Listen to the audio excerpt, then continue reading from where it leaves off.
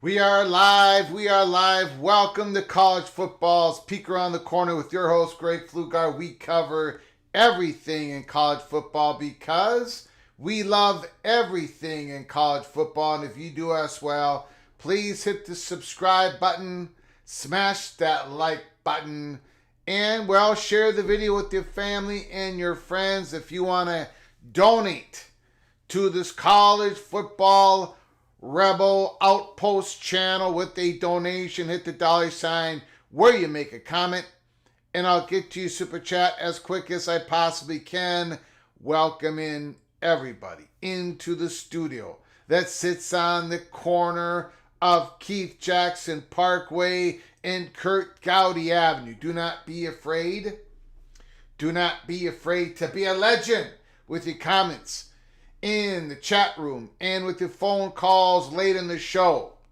I've been asked, why are you doing this today? In the chat room, on Twitter. Why are you making your predictions today for the playoffs? Because there's no better time. Nobody is paying attention. Right? This will be the smallest audience we've had in a long, long time for one of our live shows. So I'm going to sneak in those predictions. By the way, it's not going to be a final prediction. In other words, today I am announcing PATC playoff prediction seed 1 through 12. Beyond that, we're going to have to wait just a little bit longer until we get a bigger crowd. But we're going to do 1 through 12 Going to give you my reasons why. We've done the Power Four conferences. We've done our predictions, order to finish predictions on live shows. Big live shows. We're breaking every team down. We're going to review that first before we get into the seed 1 through 12. Before we do all that, we're going to go through some news. SEC Media Days. Some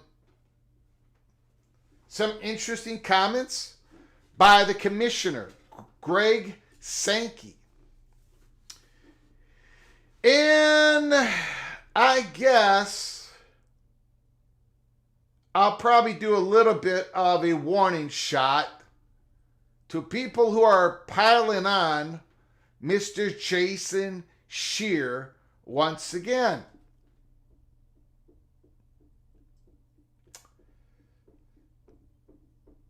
And I know my warning shot is going to go unheeded. But I'm going to make sure I put it out there anyways. And also let me apologize. We here at Peek Around the Corner, we have to take an L. Because I've been saying back in May 23rd and May 28th, we flipped the script. We said that Florida State and Clemson are no longer the top targets of the Big Ten and the SEC. I've been repeating that over and over and over again. That is not true. There was a comment in the comments section saying, Greg, in fairness and transparency, you did not say that on May 23rd, 28th. And I said, yes, I did. No, you didn't. Yes, I did. And I checked, and I wasn't even close. I don't know where I got those dates. I wrote those dates down. I take notes every day. And then I go by my notes. Not even close. It happened in June. I do apologize. In fairness and transparency, we did a June 15th show in the Holy Smokes Theater that had PTD and Greg Sankey leaving the Holy Smokes Theater. And we said everything, tear down everything. I know I hinted before June 15th. So anyways, it's been a month. I'm going to say that from now. It's been weeks since we delivered the news to you all that Florida State, Clemson were not the top targets of the Big Ten and the SEC. It was a couple weeks ago we reported that the Big 12 has had third-party talks with ACC schools, Clemson and Florida State. And then we also reported that those third-party talks a little bit more aggressive than you would anticipate. So I do apologize. Peek Around the Corner takes a big L because we are repeating dates. I'm repeating dates that is not factually true. So I do apologize.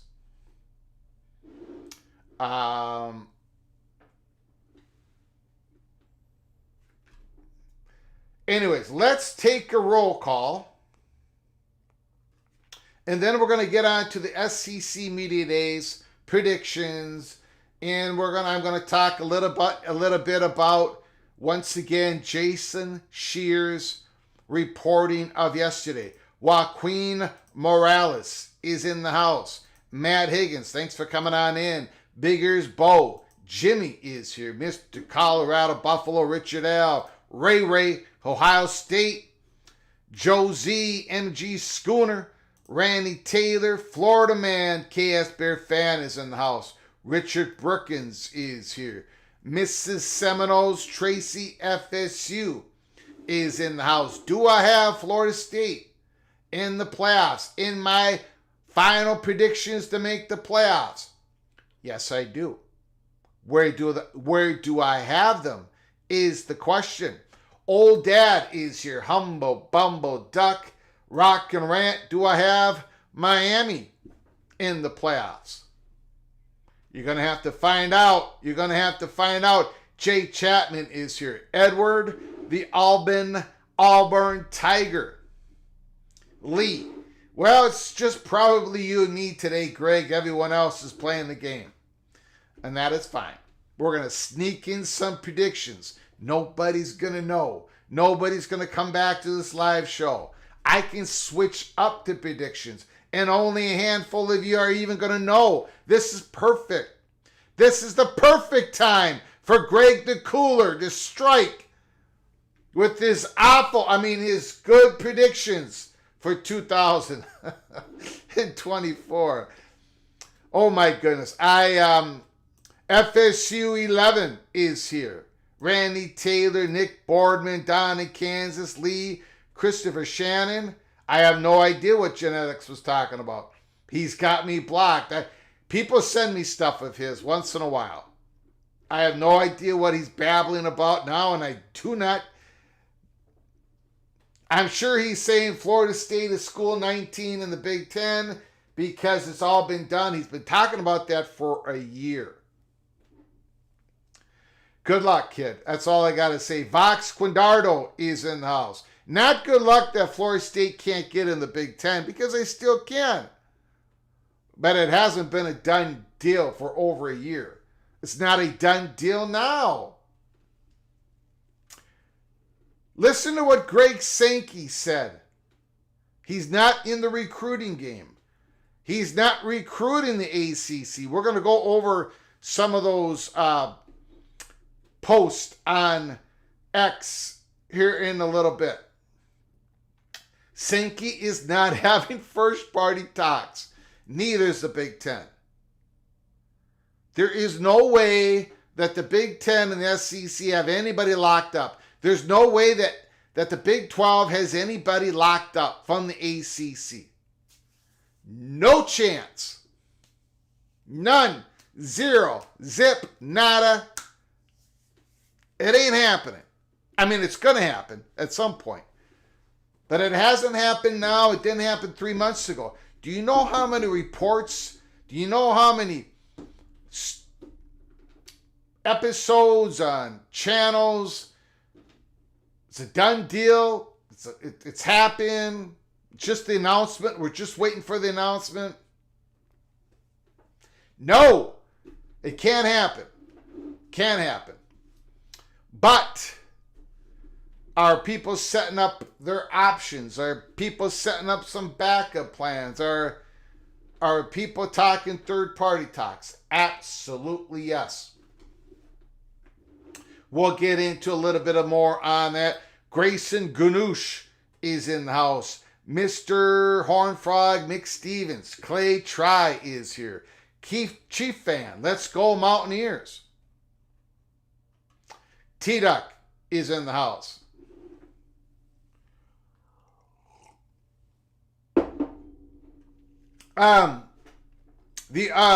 Monty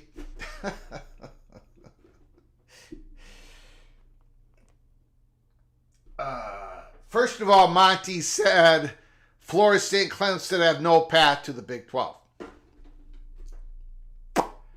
I know T-Duck just mistyped that there, but so I'm working, the Monty show comes on, and I'm thinking to myself, how are they going to misrepresent what was said yesterday? How are they going to do it? In the first 10 seconds of the Monty show, Monty says, Jason Shear, he mocks him and he says, of course it's not a done deal. Jason Shear says it's a done deal. That's when I ripped off my post on X, on Twitter. Once again, the Monty show misrepresents what someone else has reported. I don't know if they're trying to just like, either they're incompetent or they just like misrepresenting people. They do this. There's, I don't know what's going on over there. But I laughed. The first 10 seconds, I'm laughing. You got to know, read what Jason Shear said in a tweet. He didn't say it was a done deal. Not even close. But yet you had a report that he said that. You need like somebody to mock to do your show. I don't get it. I don't get it. There is so much of that going on. Like people cannot, they either can't comprehend what they're reading or they just want to fly off at the handle. I don't get it. Cameron, Rock, Chalk, J, Hawk is in the house. I'm going to get back to Jason Shears reporting in this monologue. The architect is in the house. Benjamin Griffin is here. Rock, Chalk, Flugarians. You got it. Jeff Morgan, Christopher Mikado, thank you so much for coming on in. Jago Blue, The Big Lubbock, Stephen McNeely, Christopher Shannon. Dogs are here. GBR. Go Big Red. Go Big Red. Ryan Brooks is in the house. Caleb Ramirez.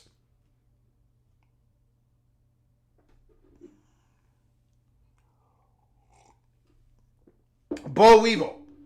Amazing Blue. I did not listen to the podcast, so let me know, Lee. Was it Louisville and in Miami? Is those are the two schools that Jason had? Was it Louisville and Miami? Yes. Okay. I am gonna talk. I have a little bit of a different take on that. Just because I have a little bit of a different take, I'm not going to go pounding somebody else. I have a little bit of a different information than Jason Shear. I could be wrong. He could be right.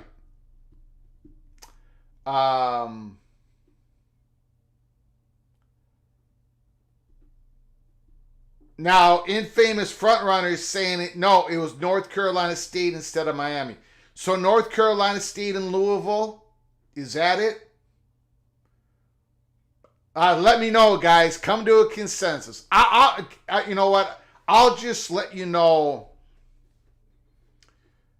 I will let you know what I've heard on a couple of these schools, and we'll go forward.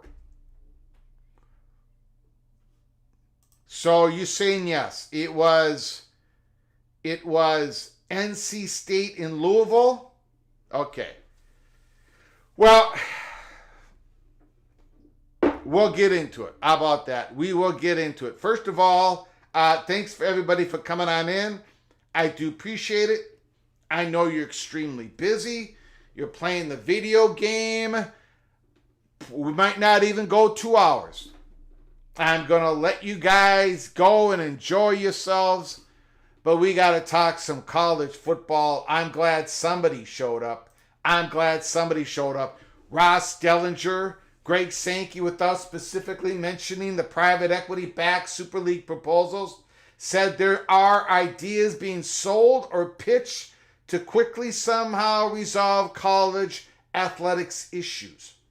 However, he added, there is no easy button. There is no magic pill. Now,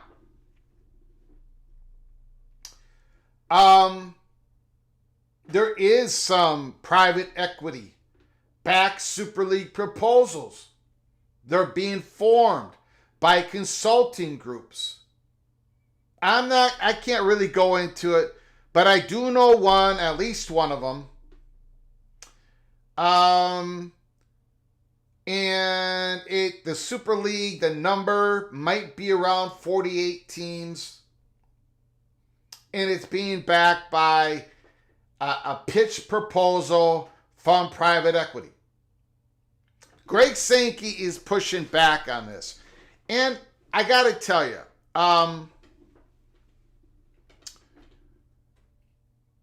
when we do get a Super League story that is backed by the interest of a Greg Sankey and a Tony Petitti, that's when we're going to have a monster of a story.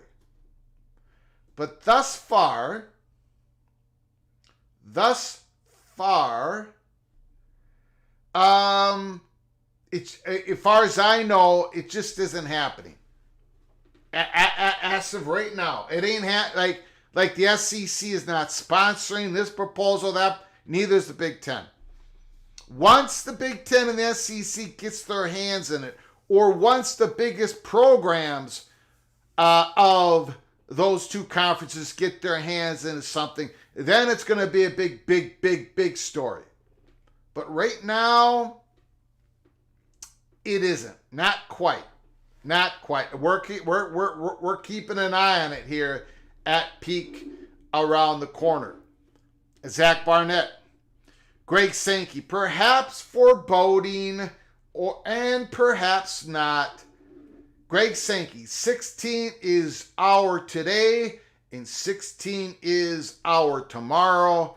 I don't think it means a whole heck of a lot, except for the fact that Greg Sankey is in no rush. They're not active. He's not recruiting, as he's going to bring up here later. 16 members is our today, and it definitely is going to be tomorrow, right? Ross Dellinger, a funny story.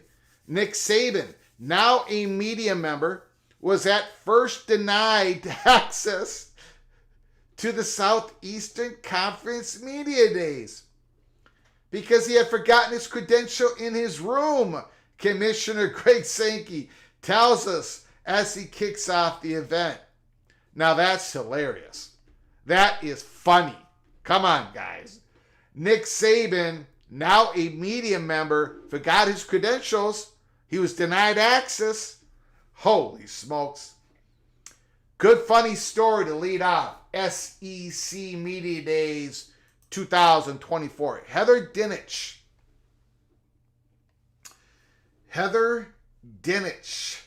Sankey said he is paying attention to what's going on in the ACC, but he's not a recruiter. He said he is focused on his 16 teams and won't engage the league in any conversations that entangle it in legal issues. And we at Peek Around the Corner have been very aggressive in letting everybody know there ain't no first party talks. No lawyers involved. The SEC is clean, is clear. So is the Big Ten. So is the Big 12, although they might have went up to the line on one of those third-party talks. But that's the story for another day, as we've already reported that much of it. But you see, there is no deals that are done. There has been no back and forth. Sankey hasn't said to a school, are you committed to doing this? Are you committed to doing that? Can you get that done? When can you get this done? None of those talks have happened. Not between Sankey and Richard McCullough of Florida State. Not between the athletic director, Graham Neff, and athletic director or representative of the SEC. It has not happened. There's been no first party talks. Same with the Big Ten.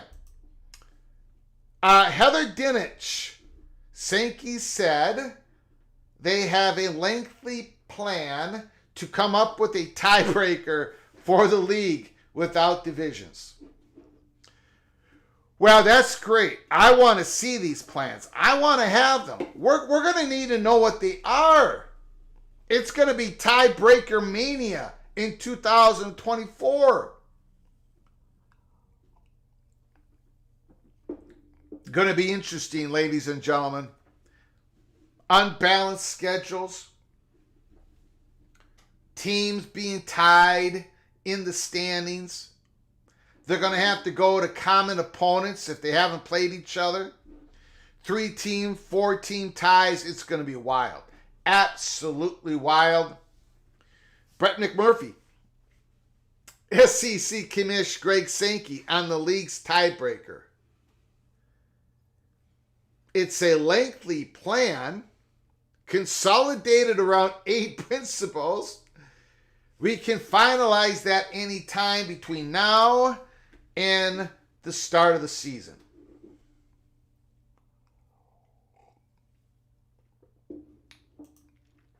Ross Dellinger.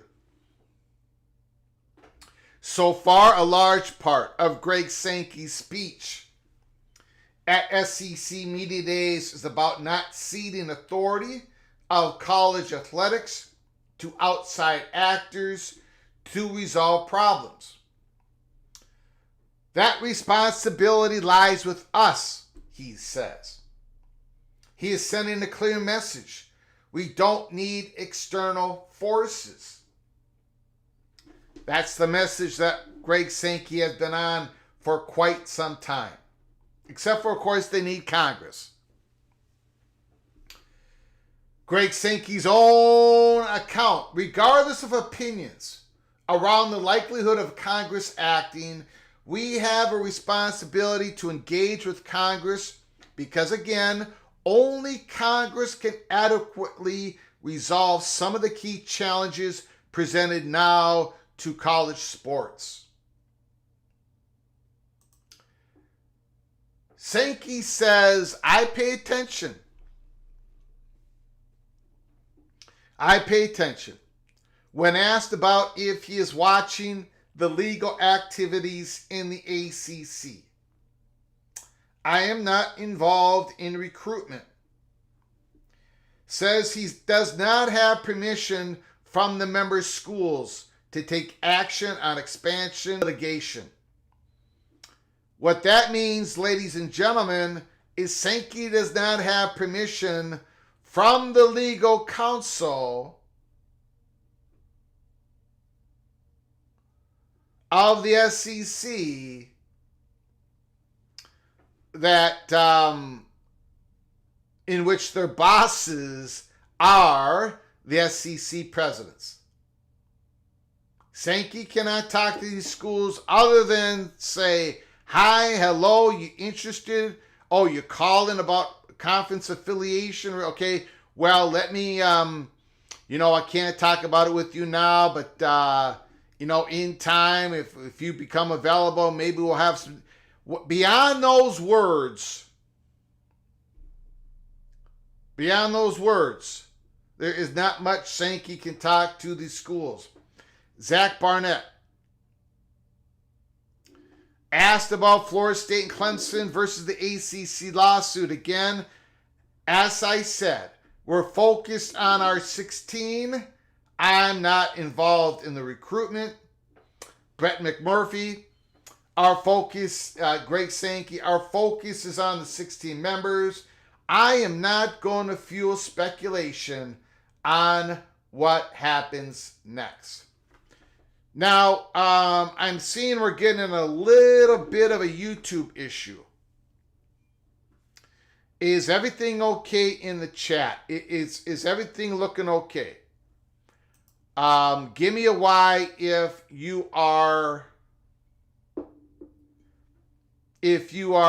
the visual and audio is good. Give me a Y. Hack 17, what do you expect him to say publicly? Exactly that, because it's actually true.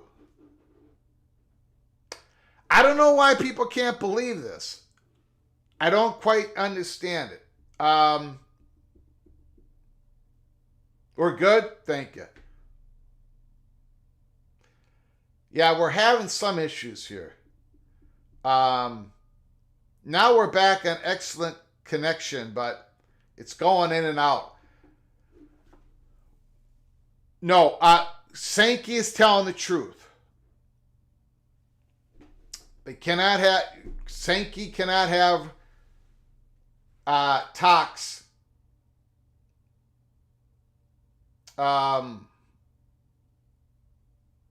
Sankey cannot have talks with the schools. Okay. We're going to have to just keep going and fight through the buffering. Probably everybody is on their video games, playing one another. No, what Sankey is saying in public is true. What Petiti has said in public is true. They cannot talk about realignment, conference affiliation until they know when these schools get out of their when they can get their media rights. The ACC schools, these legal councils will not allow any of that to happen. Okay. A lot of buffering. Okay. Right now, I think we're better. I think we had a problem there. So anyways, those are the SEC media days. And before I get to my predictions on the playoffs, and before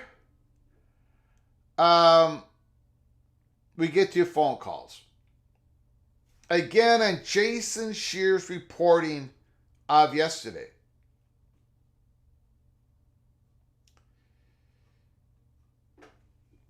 Jason Scheer did not report that it was a done deal. He says there is an internal belief in the Big 12 that it is likely that the Florida State and Clemson will be joining the conference 1 year or out, 1 year plus from now. Big 12 has an internal belief of that. Jason Scheer is not the only one who has this information. He's the only one who's put it out. It doesn't mean that it's a done deal. Nobody is saying that. Jason hasn't said that. He has done nothing irresponsible. And what is fueling that belief is the knowledge that for right now, there is no Big Ten and SEC. They're not looking at Florida State and Clemson as their top targets, as we have reported for a month. And the Big 12 is trying to take advantage of that. And they've had third-party talks recently, and they were aggressive, as we reported before any of this stuff came out. Because it's true. Where it leads, I do not know. None of us know. Maybe the SEC has a change of heart. Maybe the Big Ten says, well, maybe. Who knows? But right now, their targets are not Florida State and Clemson. In regards to the Big 12, now that has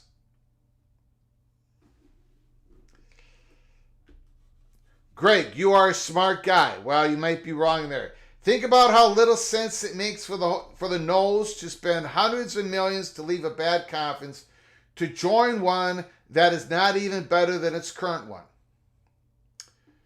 Well, Hawk, 1,700.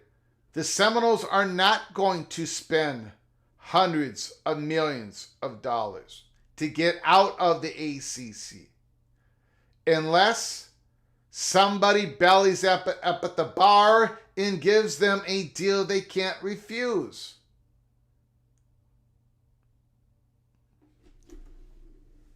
I think people are looking at this too narrowly. Florida State is trying to get out of the ACC because they want a better deal.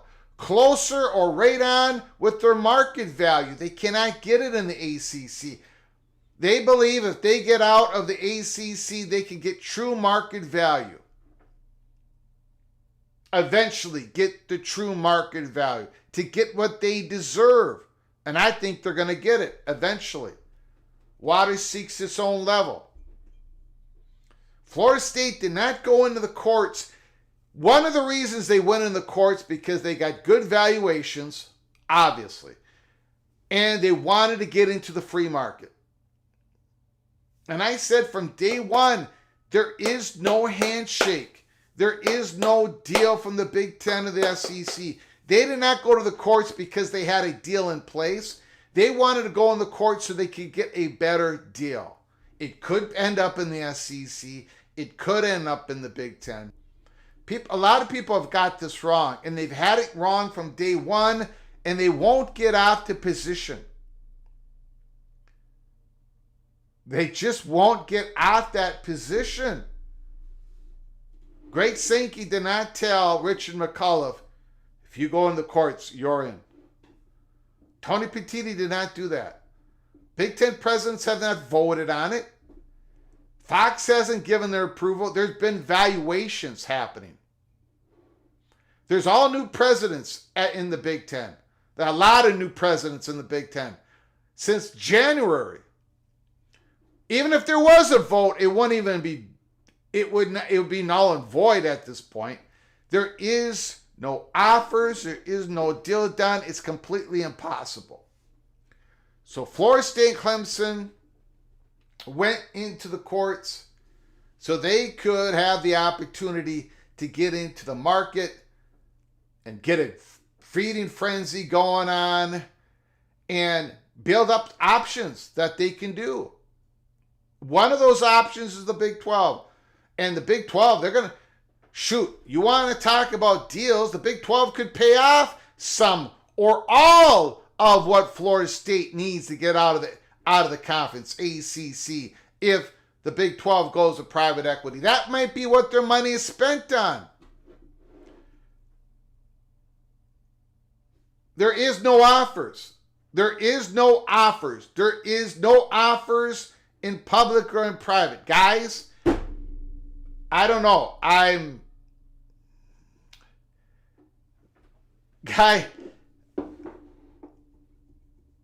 Let me try to explain it this way. There is no conversation that Kevin Warren had, that Jim Delaney had. There is no conversations that Greg Sankey has when it comes to conference expansion without the legal guy sitting next to them. When Texas and Oklahoma called, Greg Sankey had the legal department in those conversations. There is no offers. I know I'm basically just running up against a brick wall. And I don't know how much evidence. Well, the good news is that there is another layer to the story I keep talking about, and it's going to come out, and it's going to provide more clarity. But I know even then, people think this mystery handshake deal somehow was done. It wasn't. But more clarity is coming up. Thank you, Kane. I appreciate it. Now, let me get to... I am not sure with Jason Scheer. Let me tell you what I have been told.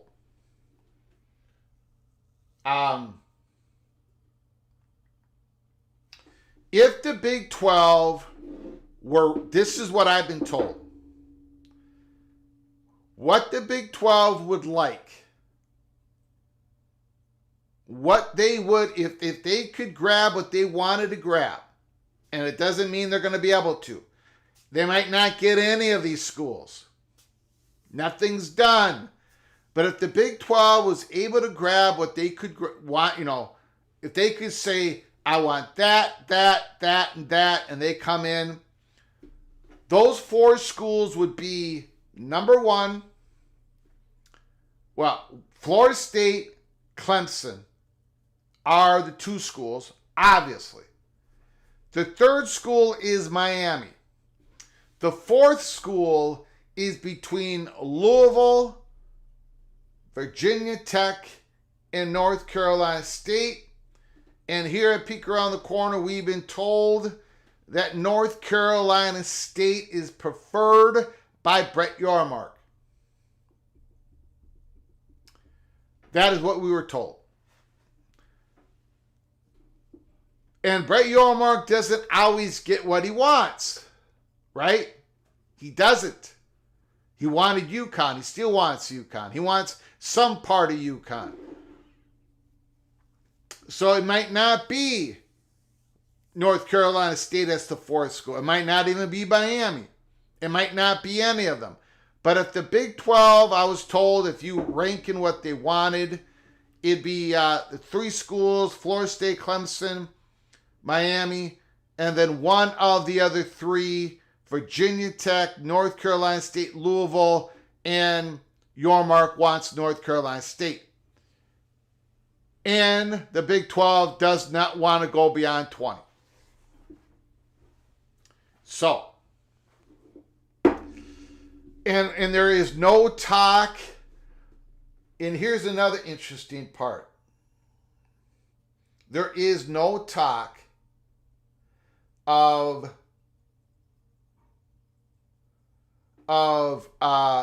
North Carolina and Virginia. Big 12 believes that they're not going to be available.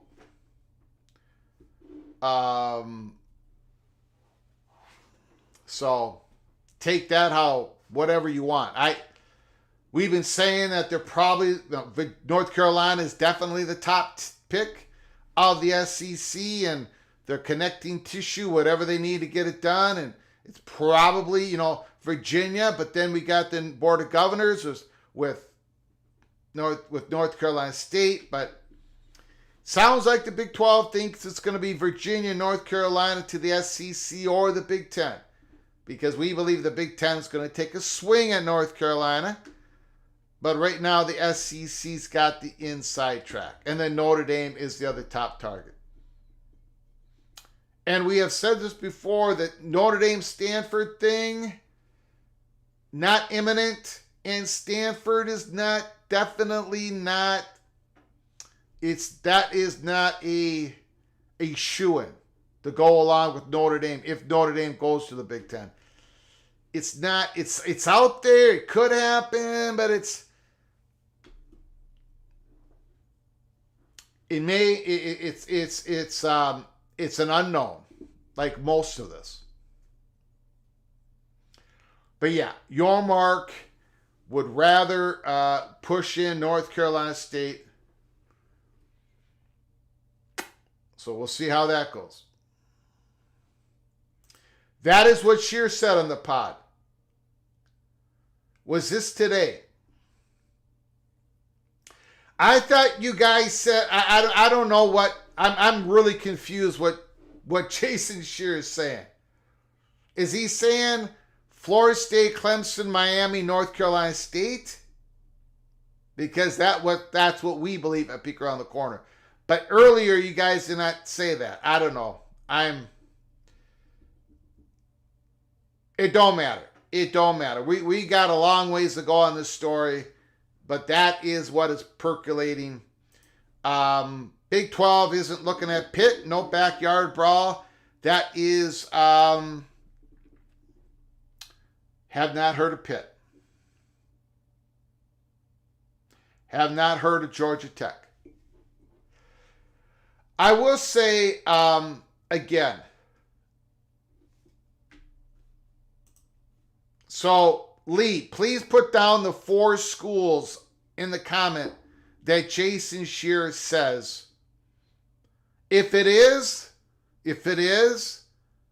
Florida State, Clemson, Miami, North Carolina State, please put down those 4 schools. So we kind of know we're going back and forth here. Because that's the 4 schools that we believe here at Peek Around the Corner. For now. But North Carolina State is something that Yormark is pushing. The presidents might go with Virginia Tech or with Louisville. Okay, that is what we got as well.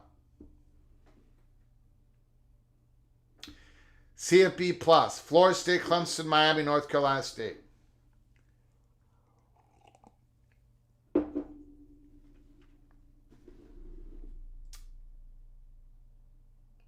That is what we got as well. That is what we've been told.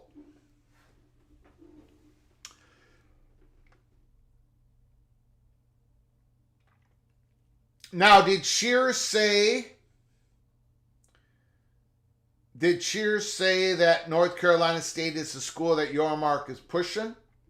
Because that is what we've been told. And that Virginia Tech and Louisville still are in the game?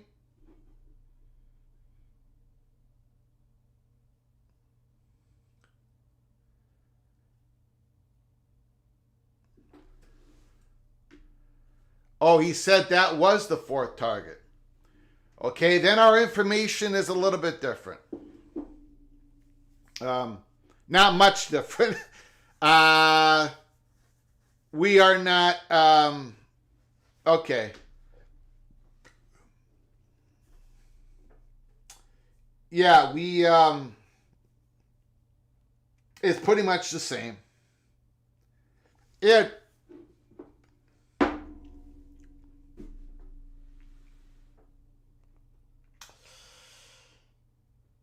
None of it's a done deal. Things can change. Definitely. No question about it. We haven't even had first party talks. We don't know, guys, but I only can give you the peek around the corner on what the chatter is behind the curtain. Right? And that is the chatter. And again, this is what I'm trying to say. I don't want to go out there on Twitter and, and argue with everybody.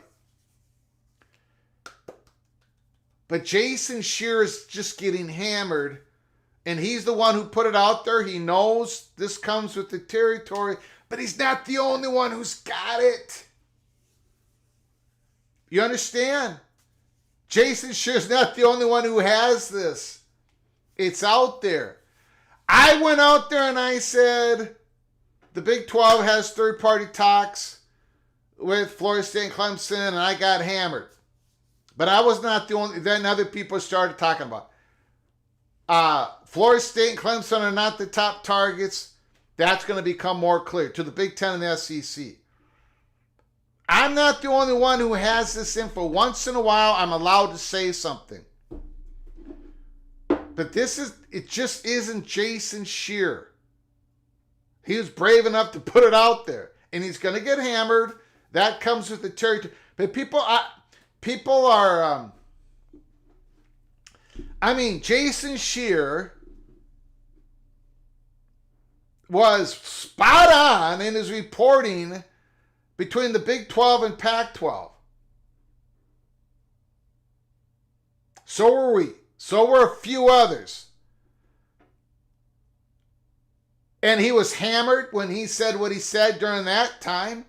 He's getting hammered by the same people who were completely wrong the last time. Do you understand? It's almost like, do people forget? Like, do you think Jason Shear doesn't have sources? Really? Really? At the end of the day, it might not go the Big 12 way.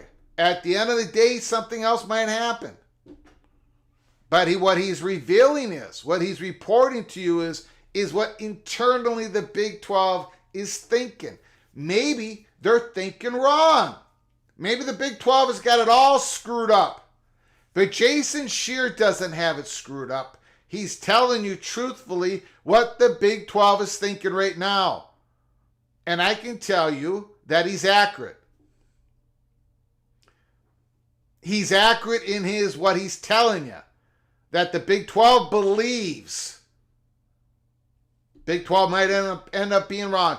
A month from now, the Big 12's internal belief might be, shoot, the SEC wants Florida State and Clemson. We're out of luck. That might become the Big 12 internal belief 2 months from now. Today, it's not. And it falls right in line with all the other stories that a whole lot of people are sitting on, and it's going to continue to come out. Stuff might be coming out during this live show, so keep your head on a swivel.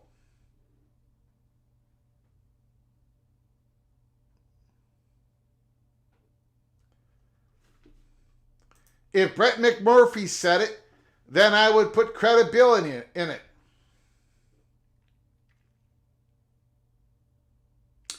Okay, well, you know, there's going to be eventually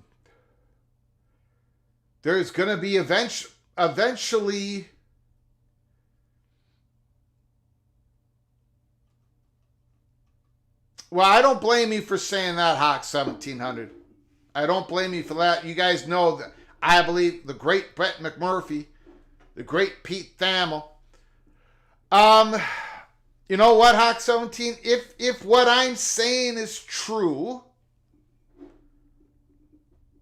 then it will come out from the top reporters, right? And if what I'm saying does not end up to be true, it's not going to come out from the top reporters. But have you noticed that the top reporters have not said, once Florida State and Clemson gets out of the ACC grant of rights, there's going to be a feeding frenzy between the SEC and the Big Ten? They're not saying that. They're not saying that Florida State's going to be going to the Big Ten. We believe they are. The Big Ten wants them, or the SEC wants them. What they're not saying tells you as much as what they would be saying if they were saying it. But I do understand. People want to see more reporting on it. And I believe you will. I believe you will. I've been saying things are going to get more clear. And I think they are, little by little. But there is going to be an avalanche at some point where people kind of understand the lay of the land like the PATC community has understood it for the last month. If not, I will take the L. But I'm not going to take the L on this. So buckle up, brace for impact. Buckle up, brace for impact. Most of the top reporters have been wrong.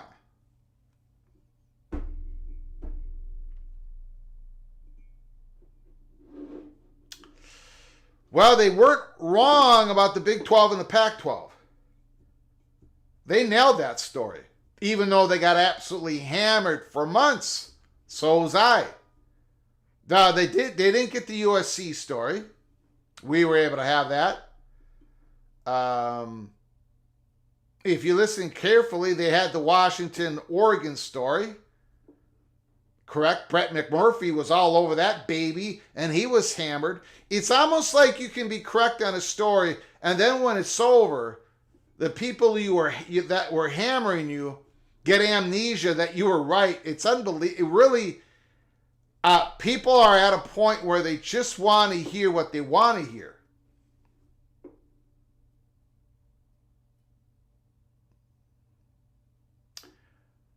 I am confident that you're going to all get more clarity eventually, soon. You know, maybe not this week, but soon.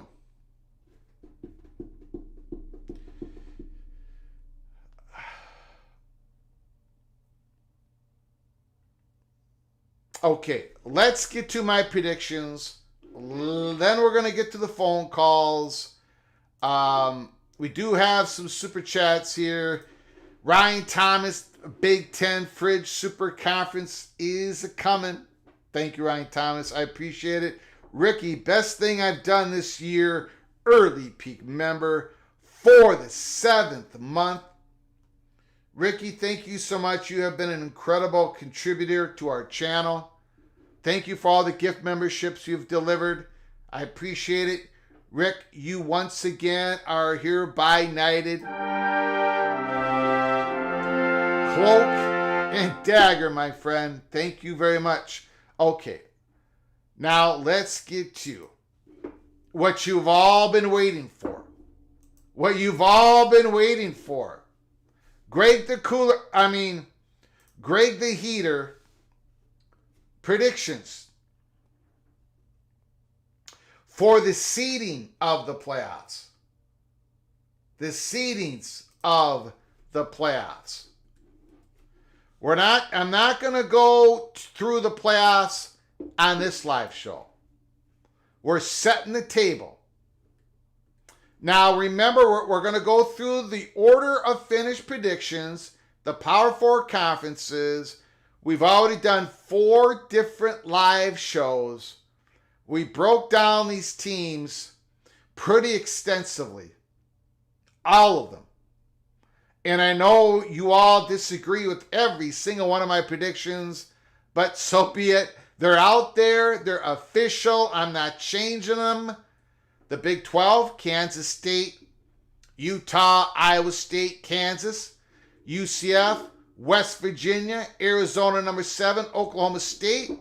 I got a lot of criticism over the Cowboys, number 8, the Red Raiders, number 9, Bearcats 10, Buffaloes 11, Baylor, BYU, TCU, Arizona State, and Houston.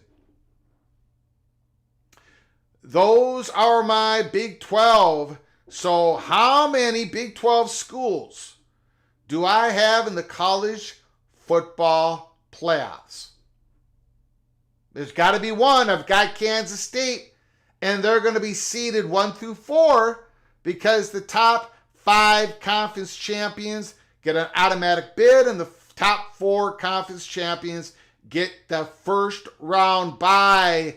So I'm going to tell you, Kansas State is going to get a first round bye in the PATC playoff prediction. All right? The ACC, North Carolina State Wolfpack. I fell in love, and I could not fall out of love. Florida State number 2, Miami 3, Clemson 4, SMU 5, Louisville, Virginia Tech, Georgia Tech, California, North Carolina, Duke 11, Syracuse 12, Boston College 13, Pittsburgh 14, Wake Forest 15, Stanford 16, and Virginia 17th. So, just like Kansas State, I got North Carolina State in the playoffs. I might be the only one in the country, but I got the Wolfpack in the playoff, and I've got a first round bye for North Carolina State. How crazy am I? I've already given up the hint. I do have Florida State in the playoffs. Where are they seated? Where are they seated? And what about Miami? What about Clemson? Did they make it into the PATC playoff prediction model? Did they? The Hurricanes? The Tigers? Well, we're going to find out. The Big Ten, the Buckeyes, the Ducks, the Lions, the Wolverines. Then we got Iowa, USC, Washington, Wisconsin, my beloved Minnesota, Nebraska, Rutgers, Maryland, Michigan State, UCLA, Northwestern, Indiana, Purdue, and Illinois. Again, we did 4 different live shows, 2 hours long, breaking all this down, making the predictions.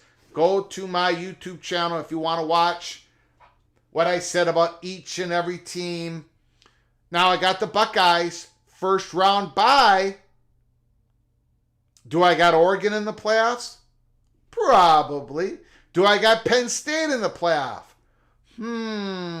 What about Michigan? 3-time defending Big Ten champions.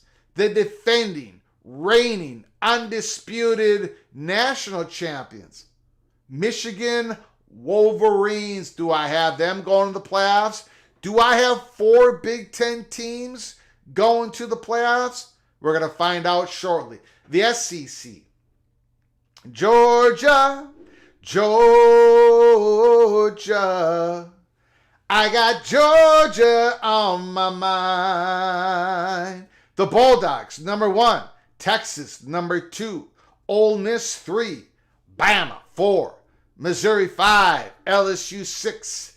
The Aggies, 7. The Volunteers, 8. The Sooners, 9. Kentucky, 10, Auburn. 11, Florida. 12, Arkansas. 13, South Carolina. 14, Mississippi State. 15, and Vanderbilt. 16. So those are, now, Georgia, of course, playoff automatic bid. Texas, yeah, they're most likely in there. What about Ole Miss? What about Alabama? Did they get left off? Did Missouri squeak in? Are there 5 SEC teams in the PATC playoff model prediction? Let's get to it right now. Hold on one second. We're going to show you. We are going to show you. Whoops. You know what? I kind of screwed that up, didn't I?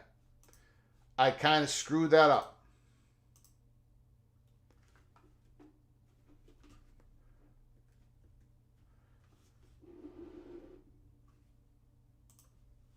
Georgia, number 1.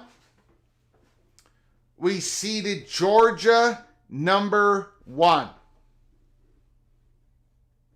Number 2. Ohio State Buckeyes. Then number 3, North Carolina State. Number 4, Kansas State. So Georgia, Ohio State, North Carolina State, and Kansas State have the first round byes in the playoffs, according to PATC prediction. Number 5, Texas. Texas gets the 5th seed. Number 6, Oregon Ducks. Number 6. So Texas and Oregon, we're going to have a home game in the first round. What are the other 2 teams that are going to get a home game in the first round of the playoffs, according to PATC prediction? Number 7, the Florida State Seminoles. They're going to be playing at home in the first round. Number 8, Notre Dame. The Fighting Irish are going to get a home game. The independent Notre Dame Fighting Irish. Number 9, Ole Miss. They're going to have to go on the road. They're going to have to go to South Bend. Number 10, Penn State makes the playoffs. Number 11, Alabama. Kalen DeBoer squeaks into the playoffs. In number 12, representing the G5, Texas State, the Bobcats. Texas State quarterback Jordan McLeod, the transfer from James Madison. The Sun Belt champions Texas State. Running back Ismail Mahdi, the first or second best running back in all of G5. Wide receiver Joey Holbert. The offense is going to be explosive. Like they were last year, they're going to be even better this year. Defensive lineman Ben Bell, one of the best in the Sun Belt. And they got the best kicker in the Sun Belt, Mason Shipley. Texas State is going to go undefeated. And one of those wins is going to be, I believe, it's a Thursday night game in the second week of September. I think it is. Thursday or Friday night game. Texas State will be going on the road to play Arizona State, who I've got predicted to come second to last in the Big 12.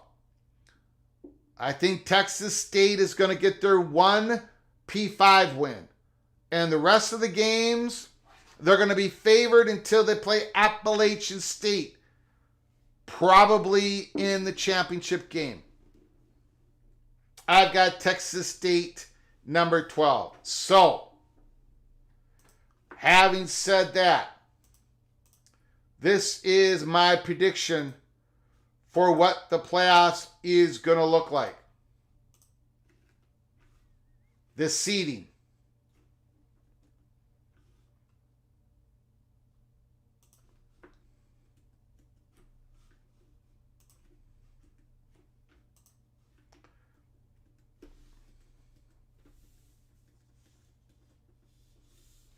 Texas against Texas State. In the first round, Texas versus Texas State. 5 versus 12. The winner of that will play the Kansas State Wildcats. And then if you go over here, Oregon 6 will play Alabama 11 at Oregon. Austin Stadium. The winner of that will play North Carolina State, the 3rd seed. Georgia, getting a bye, will play the winner of Notre Dame versus Ole Miss. Lane Kiffin going to South Bend. And then the Buckeyes, number 2, will play the winner of Penn State, Florida State. Florida State playing at home. There is my seedings. That is my final predictions for the PATC. My predictions for the playoffs, first year of the 12-team playoffs. On another live show, I'm going to give you my results and the national champion, but it's only July 15th. We got a little bit more time, but I just wanted to put it out there. Here are my final predictions for the seedings, for the placement, for the playoffs. Let me know how wrong I got it once again. Or let me know if I got something right here. Let me know if I got something right and I probably didn't. And you guys are probably going to let me have it. But I do appreciate you listening. What do you guys think? It has the cheese completely slipped off my cracker. I'm booking my college football playoff tickets now. Thanks, Greg. Sorry, Florida State and North Carolina State. Wow. Wow. Wow, I am just getting hammered. Well, most of the Texas State alums I know are diehard Texas fans.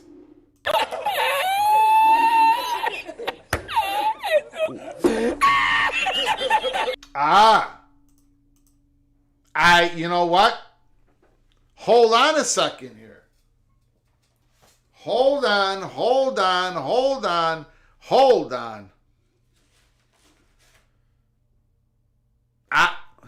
Oh, you're right. You are correct, Joaquin Morales. Arizona State does play. It's at Texas State.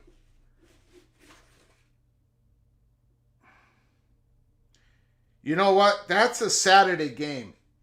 I was wrong on that. I thought that was a Thursday night game. Why did I think that was a Thursday night game? Well, whatever. There it is, Texas State. It's all right in front of you. Nothing against Arizona State. Love you guys. But, you know, this is going to be another rebuilding year. Texas State, they're mounted up. They're mounted up. They're going to be, yeah, you got that right. You got that right. You got that right. You got that right. Volcano heater this year. Absolutely. Don't sleep on them Sun Devils.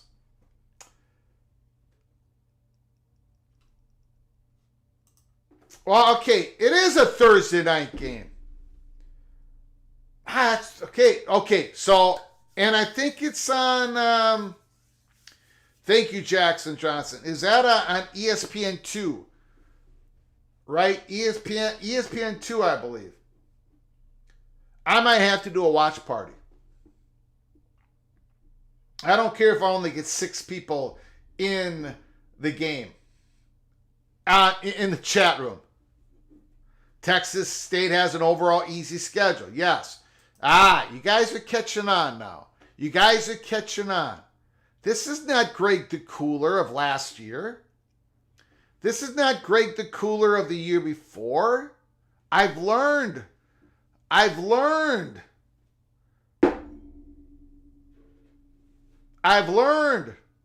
It's a standalone game to get TV exposure. I think I'm going to do a watch party. I'm going to be rooting the Texas State Bobcats on a victory. I hope you guys join us. Circle the date, September 12th. Hopefully we'll get 8 of you to join me, but that's what we're going to do. Thank you, LFG. Appreciate it. Penn State to the playoffs, I wouldn't count on that. Okay, you know what? This is what I went over this too quick. One part I wanted to show you. My bad.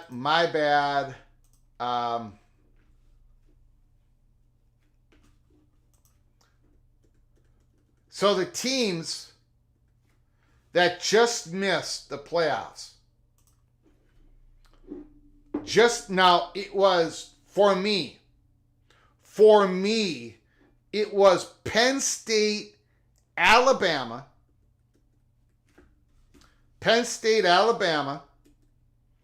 Missouri, Miami, and Michigan. The last 5 schools were Penn State, Alabama, Missouri, Miami, and Michigan. In that order. I cannot believe I do not have Missouri in this playoffs. Their offense is going to be great. I think they've lost too much on defense. I don't know if they've gained it back. I don't know if they're going to get there. Miami, I got to see it with Cristobal. But they are so talented. And then Michigan, the 3-time defending champions in the Big Ten. How could I leave them off? Well, you know what? I'm not sold on the quarterback. And I'm starting once again to fall into the same trap on Drew Aller. Penn State. Now, for me, Ole Miss, there was no hesitation. Florida State, there was no hesitation. Oregon, no hesitation. Texas, no hesitation. Notre Dame, I had a little bit. Because I don't know if they're going to get through game 1. I don't know if they're going to beat Texas A&M. But, they don't have their schedule is set up for a 10-2, like for their floor. Notre Dame's defense is going to be nasty. Riley Leonard, he's got to be healthy. But I think he's going to be the wide receiver room finally has life. Marcus Freeman is his 3rd year. I think they're going to have trouble in game 1 because they do not match up well with Texas A&M for game 1 on a football schedule. Notre Dame has questions at their tackle positions for the first time in a long time. And what is Texas A&M? Absolutely stacked is on the defensive ends, the rush. And I think Riley Leonard, his first game, right, facing live bullets, when after his ankle has had surgery, and I don't know, man. I think it's down in Texas A&M in College Station. So the Notre Dame was a tricky one for me. Because I think they might. I think they will start this season 0-1. But anyways, you know what, guys? You guys know the truth. You guys know the truth. Chances that I got it all wrong is extremely likely. Extremely likely. They still don't have any wide receivers. Greg, we need to talk. Texas State is a surprising pick. Yes, it is, Mr. Morgan. Yes, it is. Pure genius, Mr. Morgan. Pure genius. 40 more days to week 0. God. Absolutely. It is. Florida State and Georgia Tech. I know it's like 45 days. 45 days to Minnesota, North Carolina. Yeah, we're doing a watch party. We're doing a watch party that Thursday night.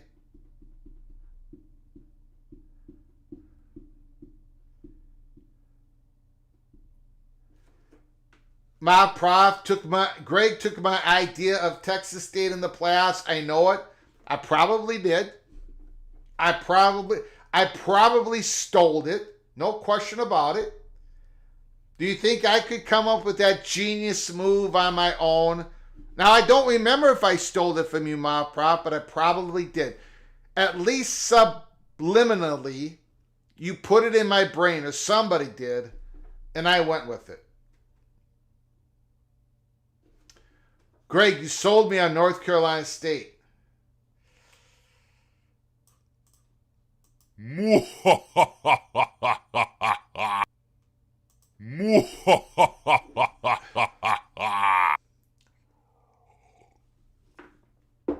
You got Kansas State right.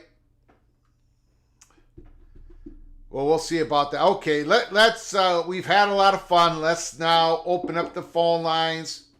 If anybody wants to call in and yell at me for my predictions, or what you think still about Jason Shearer or about his reporting, any news coming out, anything I haven't paid attention to since the start of the live show. I know everybody's got their head on a swivel.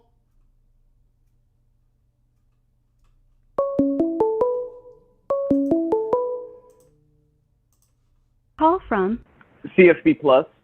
CFB Plus. What's going on, sir? Thanks for calling. The floor is yours. Thank you. So first, I just kind of wanted to talk about what Jason Shear said. I went back and I skimmed through that live show that he did, and he said that the top 4 targets were Florida State, Clemson, Miami, and Louisville. But he did say Louisville. So at one point he did say Louisville, and then I think, but he also was strongly hinting at NC State being a much bigger candidate than we may realize. So yes. I think just the situation is fluid. We don't really know what's going to happen. So, but I think the Big 12's top 6 targets, just to be conservative, would be, the Florida State, Clemson, Miami, Louisville, Virginia Tech, and NC State. Yeah, that might be. All I can say right now is we were told that it's going to be 4. Can they find reason, motivation to go to 5? 4 is probably going to be tough, but going to 4, if they get an opportunity, if they can figure this out, if there are no other better options for Florida State and Clemson, we were told it's Florida State, Clemson, Miami, and then that 4th one, Yormark wants it to be North Carolina State. If Yormark doesn't get what he wants, on that one, then it could be Virginia Tech or Louisville. And that's pretty much where I think it's at, really. I think maybe me and Jason are saying it differently, right? Yeah. Maybe he doesn't want to say the Brett Yormark thing. I just did. Oops. I always make sure of the information I received and then the information that I can say, obviously, or you don't last very long in this business. But I think I'm okay to say what I just said. Maybe he's not, but I can say it. I think North Carolina State is something that Yormark is going to push. And but we'll see what happens. Yormark doesn't always get what he wants. That's true. Everybody's interest has got to get scratched. Go ahead, sir. I mean, just to go off that point real quick. I mean, it is no secret that Brett Yormark wanted UConn and Gonzaga as basketball members, and that didn't pass the rest of the Big 12. Yeah. So, I guess to your credit or to whatever, you can, Brett Yormark can want something. That doesn't mean he'll get it. Yeah. The other thing, though, it's hard for me to see. It's just hard for me to see the Big 12 voluntarily not taking Virginia Tech in Louisville if they have the option. Like, I understand they don't want to go over 20. There's limited spots, but that just seems almost wrong. Yeah, it does, doesn't it? It's tough. Maybe they will, but I have heard 4 is the number. That may change, and if I hear something different, I will put it out there. Yeah, I mean, anything and everything can change from here until everything's signed, sealed, and delivered. Mm-hmm. I just want to make this clear, though. Jason Shear's getting beat up because he went out there first, but he ain't the only one who has this. So take that however you want it. But go ahead, sir. Oh yeah, I respect Jason Shear and his reporting. So I take whatever he says very seriously. And he did say today, he said, first off, I am not predicting, or I'm not claiming that Florida State and Clemson are going to be joining. Yep. He said that's just the sentiment. Yes. Of the Big 12. And so I think people are just misconstruing that. Yeah. They did it right off the bat. They continue to do so. Monty went after him and completely misreported what Jason Shear said. People do that so easily. I don't get it. Look at what he said. He says it. Of course, it's not a done deal. He's telling you the settlement. He's telling you the internal belief. And there are reasons why the Big 12 are optimistic. I've been trying to explain it for a month. And luckily for me, there's going to be more reporting or more information, more stuff coming out. So I think at some point I'm not going to get dragged through the coals. But eventually it's going to be more clear. There's more layers to this. We're going to get more days like that, more nights where someone says something and it doesn't seem possible, but it is possible. Yeah, no, I agree. And the final thing that I'll say, and I'll let it go so others can call in, but do not sleep on the Arizona State Sun Devils. I know last year did not go so super well. They lost some talent, especially at the quarterback position, but they are deep in the running back room. If you watched them, they noticeably got better each game they played in last year, and towards the end of the season were extremely beat up and injured. Yeah. So I'm high on Texas State as well, but don't sleep on the Sun Devils. That's all I'm going to say. Got it. You got it, buddy. I appreciate it. All right. Thank you for the show. You got it. Thank you. Great call. I appreciate it. Call again, sir. I will.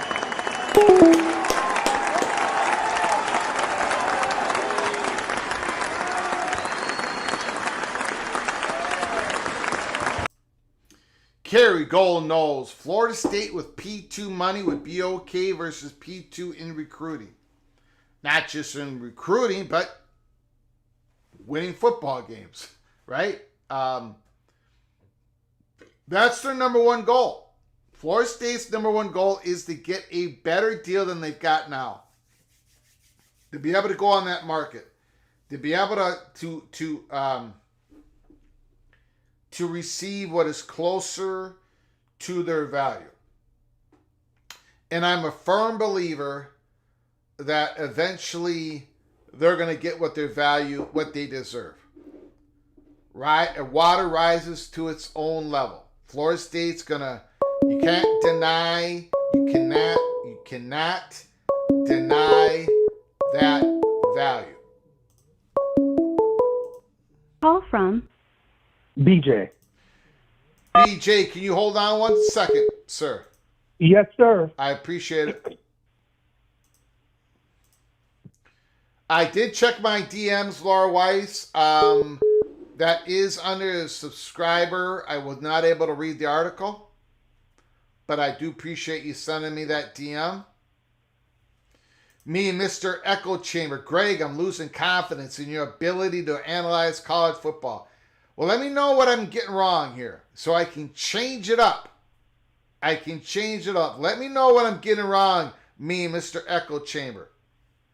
If you let me know, I can possibly change it up. Memphis is the best G5 team this year, not even close. I think you might be right. I think Memphis was right. Memphis and Tulane were right there with it. And a little bit of Boise State. But Memphis was right there. I think Memphis is going to suffer possibly a loss or two. And I don't think Texas State is going to. So you're going to have this big brouhaha between the AAC champion and the undefeated Sun Belt champion. But yeah, Memphis is going to be very good. BJ, thank you for your patience. I do appreciate it, sir. The floor is yours. Greg, as always, thanks for allowing me on your platform. You got it. This is going to be fairly quick, I hope. Yep. Thanks for having the courage to put out a 12, right? And put your name on it. Yes. A lot of folks talk yap, and they don't have the bravery to put their name on it.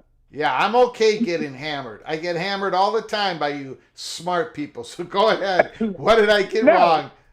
Now, with that being said, it was completely wrong. So now, you know, the more and more I watch people chat and I just go online, I realize a lot of people either don't watch football and they just look at headlines and they don't really evaluate it.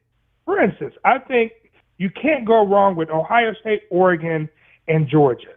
They're almost shoo-ins. It'll be an epic collapse if either one of those three teams don't make the playoffs, right? Yep. You have a second tier, Missouri, Alabama, LSU, Miami, Florida State, Penn State. They're the second tier to me, right? Yep. And any one of those can go. But I tend to lean towards the ACC teams because the SEC is super deep. They have a legitimate 9 teams that can win the championship, in my opinion, this year. And they're just going to beat each other up. They're going to have 3 and 4 losses, where you're going to have a Miami, a Florida State, a Clemson, or a Virginia Tech, NC State. It's going to have 1 or 2 losses. And it's going to be hard to put in a 4-loss SEC team over 2-loss ACC team, right? And so the Missouris, the Alabamas, that second tier of SEC teams, it's going to be difficult for them. But as far as the ACC, ACC has I think NC State is a trendy pick, but if you know NC State, they lost a lot They have a very good defensive coordinator in Gibson. Yep. Gibson's going to have the boys ready to play, but they lost the greatest linebacker they ever had, in Peyton Wilson. Yep. And I see a major drop-off. Yep. And offensively, if you follow Dave Doran, he's never been a high-powered, score a lot of points offense. They do it just enough on offense, and they rely on their defense to keep teams under 24 points. Yeah, and I think the difference is this year they're going to score a whole hell of a lot of points. They've got a machine at quarterback. They got Dave Concepcion. They got Noah Rogers coming from Ohio State. They got Jolly coming from. They've got big time players. Jordan Waters, the transfer from Duke. They're going to score more than they've ever scored under Dave Doran, and it's actually going to be the offense that leads that team, not Gibson's defense. But go ahead, sir. I agree with you, but there's one caveat to that, right? I know my football, right? Yep. And Grayson McCall can't stay healthy. Like, he hasn't stayed healthy in 2 seasons, right? Like, great dude, great player. He hasn't stayed healthy. In the last couple seasons, when NC State lost their starting quarterback, the one that went to Kentucky, I forgot, is Leary, right? Yeah. Duran didn't have a backup. Their backup was a true freshman that now plays at Maryland, and they got like another quarterback that was from a FCS school. So if history repeats itself, Grayson is not going to play 12 games. You're going to need a backup quarterback, and look at their backup quarterback. 0 plays, 0 experience. So to me, as nice as the pieces they have around them, that quarterback position is the most important part, and I just don't have faith that McCall is going to stay healthy for 12 games. He hasn't proven it. That's all. And he's stepping up in competition. Yep. So, you raise really good points. Injury is always a part of all this. I'm worried about a lot of quarterbacks on that list. But they're a good team. Doran is going to win 8, 9, 10 games every year he does it. So I have faith in that. Now, as far as Virginia Tech, I think will be the sleeper team on the ACC, and really, and mainly because their schedule is probably the weakest schedule out of all the teams in the ACC, and they have continuity. They have an identity on offense with Jones, and they have a litany of running backs. Their Drones, his season last year was pretty dynamic, especially at the end. That's also a trendy pick. The Hokies are a trendy pick. And here's the thing with Virginia Tech. They run the ball. Yeah. They are very good running the ball. They have a really good offensive line. And Brent Key has his pieces on defense. Their defense is going to be stout, where their base package is probably quicker and faster than most teams' speed package. So they're going to get after the quarterback. I like Virginia Tech to be 10-2. And I like, Florida State, Miami. Miami is talented. I agree with you. Yeah. On the field, Miami may be a top 5, top 3 talented team, but they have a coach who can't coach. So we shall see. And lastly, is with the Big 12 teams, right? Yeah. I agree with you. There's only space for about one Big 12 team. I don't think it's going to be Kansas State. As much as I like Kansas State, there's one big issue with Kansas State. They have a quarterback who's uber talented, but who's inexperienced. And I think the Big 12 winner is going to have to score points. And so when I look at the teams in the Big 12, I really like Kansas because they can score. And when you have a group of team or a league that is bunched together, typically I look at what unit is dynamic and dominant. Now you're talking about Now you're also talking about a quarterback that hasn't been able to remain healthy, and they lost their great backup quarterback from last year. Agreed. And you know what? And the thing is, I forgot the coach's name, Leopold. Yeah. I wasn't a believer in him, but it's almost like plug and play with him. Like I don't care who fits in, they perform. They have a running back that's really good too. But the two dominant units in the Big 12 to me is the Utah defense and that Kansas offense. And I think it's going to go down to one of those two teams because they're just better than everybody else in that conference. Yeah. I could be wrong, but in my opinion, it's going to be either Utah or Kansas. If I had to choose, if my gun was to my head, I'll choose Kansas. But other than that, and last, I say this before I get off here, Texas State. Texas State, coached by G.J. Kinney, I think. Yep. G.J. Kinney, great quarterback in his own right. Led Incarnate Word to heights they'd never seen before with Cam Ward as his quarterback. Get it. Great offensive mind, right? They lost their quarterback, the big guy from LSU that transferred out, the big, like a 6'7", 250 quarterback. He transferred out to Western Kentucky. His name slips me, right? And they brought in McCord, who was a quarterback for JMU, right? He's a smaller, more athletic running quarterback. I get it.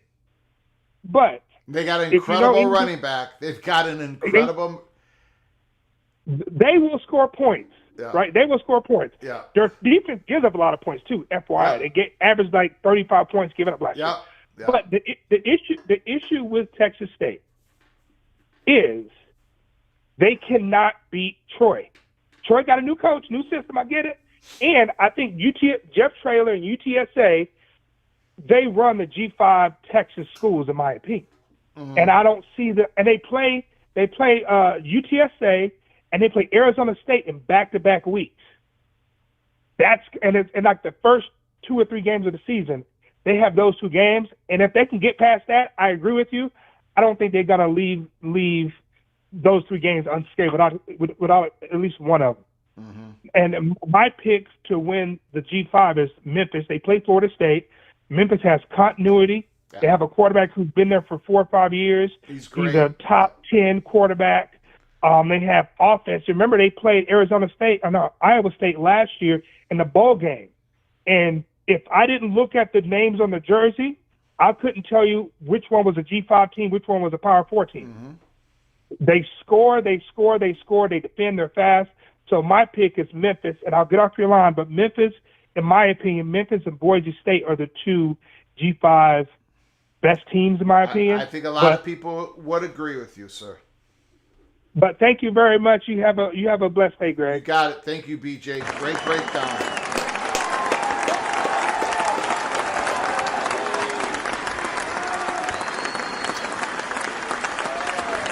That was a great breakdown from BJ. Here we're talking more. We're breaking down G5 teams, and one of the big reason is because they have access to the playoffs.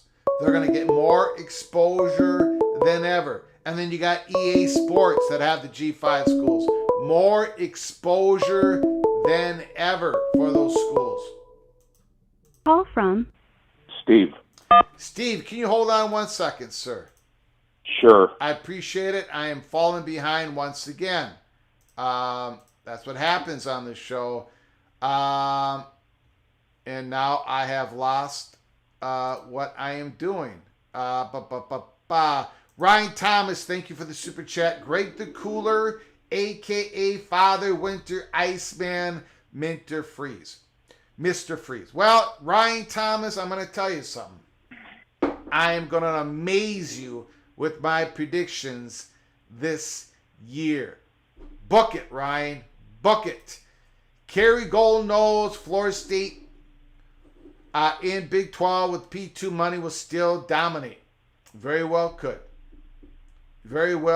And I think if you in Big 12, you're going to see more full stadiums than you were in the ACC. I mean, there is stuff that is going on in the Big 12 that Florida State would enjoy. But again, the Big 12 is a viable option. And I do agree with what Jason said about an internal belief. They're optimistic. Nothing is done. Florida State's going to gather options. No question about it. They're being smart about it. but they know the same thing that I've been telling you guys for a month.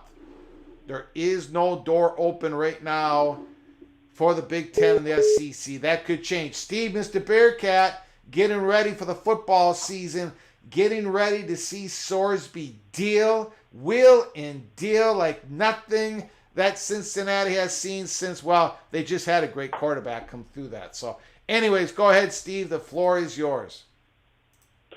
He can wheel and deal as long as he wins 7 games. I'll be happy. Okay. All right. All right. They got a shot. No question about it. No question about it. They got a running back. Go ahead, sir. If we can talk about Texas State, I think Toledo's going to run the table this year. I think they're going to be undefeated when it's over. I'm not saying they're going to make the playoffs. I know that. I'm not saying they're going to make the playoffs, but their toughest game, seriously, and this is no slam to the MAC. I've lived in MAC country all my life. Okay. Yep. Their toughest games in Starkville at Mississippi State. And I think they could go down there and win. Yeah, you are. Yeah, I think you are correct. Their schedule's kind of. I'm looking at it right now. I'm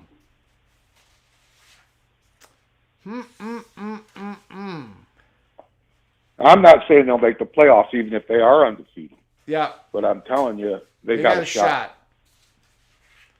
They got a shot. And I know you like the coach.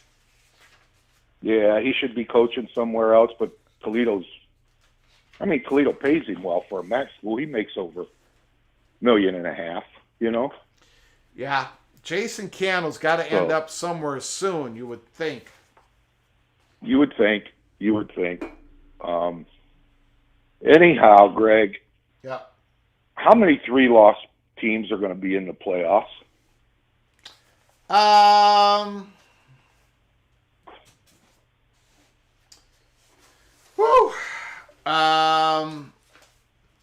Well, I think Alabama's going to be a 3-loss team. Oh boy.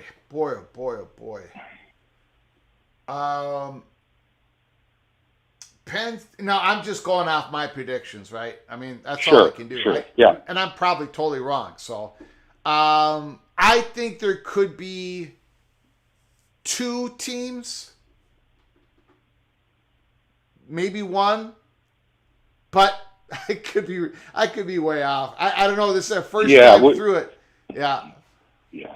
We don't know how the season's going to go, and to dissect everybody's schedule. Yeah. And so forth. I just think Utah's going to get in. I just think some way, somehow they're going to get in. And the team in the Big Eight. Oh my God! Did I just show my age? That's okay. That's cool. That's cool. Well, in the Big 12, that Oklahoma State team. I don't know. You got Gordon. You got a 6-year quarterback. Now, I know Gundy can, along the way, kind of stumble, but man, everybody's talking Kansas State, Utah.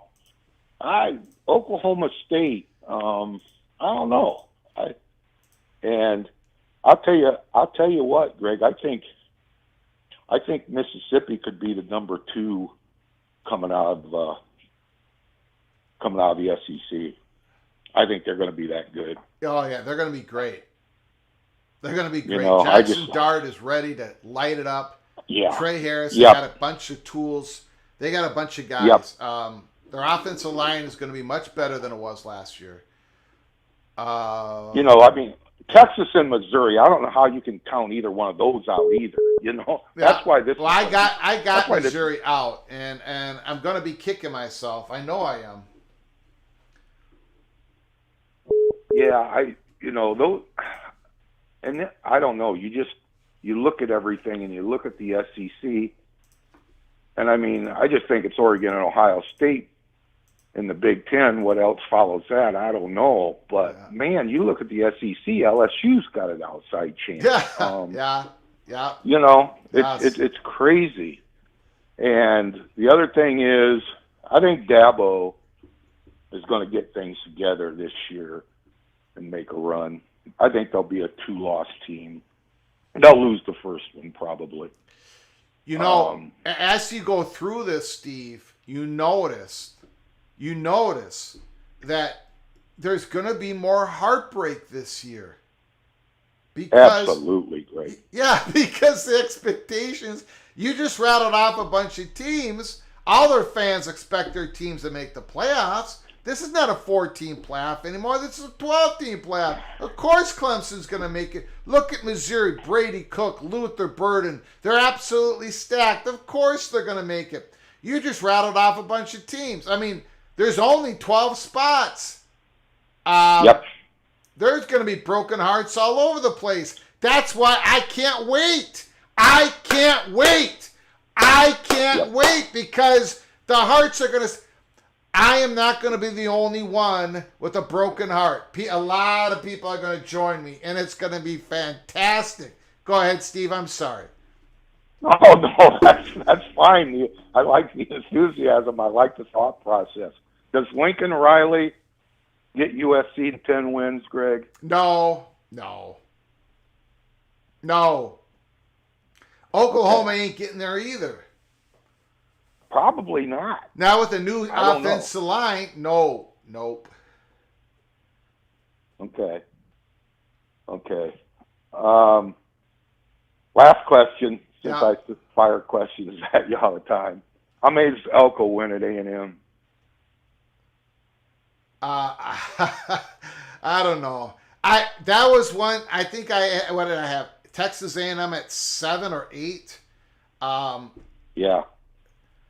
I don't know. I guess 7 or 8 wins, but I love their. I mean, they could. I love Connor Wade. And they could. Yep. Sure. And they could legitimately beat Notre Dame and end up 6th or 7th in the SEC. I think they're going to beat Notre Dame. And so why do I have Notre Dame number 8? I don't know. Guys, look, you guys have all convinced me that I've screwed it up already on my predictions. But I'm not going to redo it because I'm just going to twist myself into the ground even more. So enough pain. I didn't want to give you a complex about this, Greg. Well, I had one coming in. Don't worry about it. Okay. I just don't want to be responsible for that, No. Anyhow, I don't, I'm for the expanded playoff big time. I think it's great. Yeah. I'm not for I'm for the first round buys. I'm for that. Yes. But I'm not for the teams sitting at home, that have buys. And excuse me, there's 8 other teams beating up on each other. Yeah. That first week, and then those 4 teams are sitting there with a week off to heal and to game plan. They'll game plan for, if you're Georgia at number 1, you'll game plan for whoever's 8 and 9. Yep. Because that's how the bracket works out. Big advantage. I mean, you'll game plan.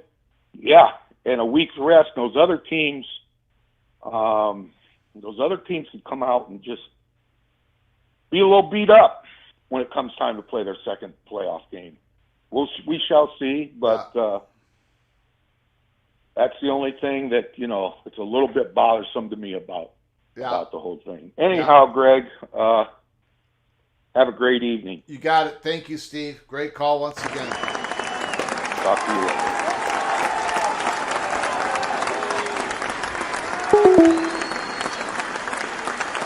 Steven Vitt, not going to lie, I'd love to see a team like Minnesota in the playoff just to see how Greg would react.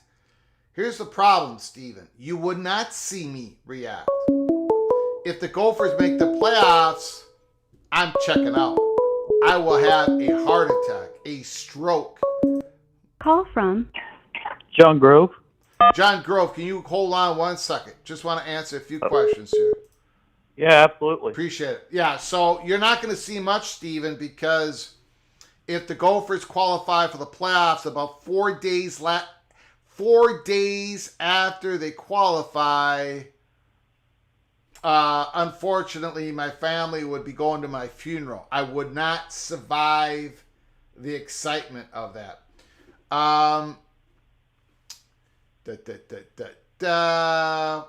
Hold on 1 second. Now, Minnesota in 2019, 5 years ago, they would have been right on the edge. They finished 10th in the country, 11-2.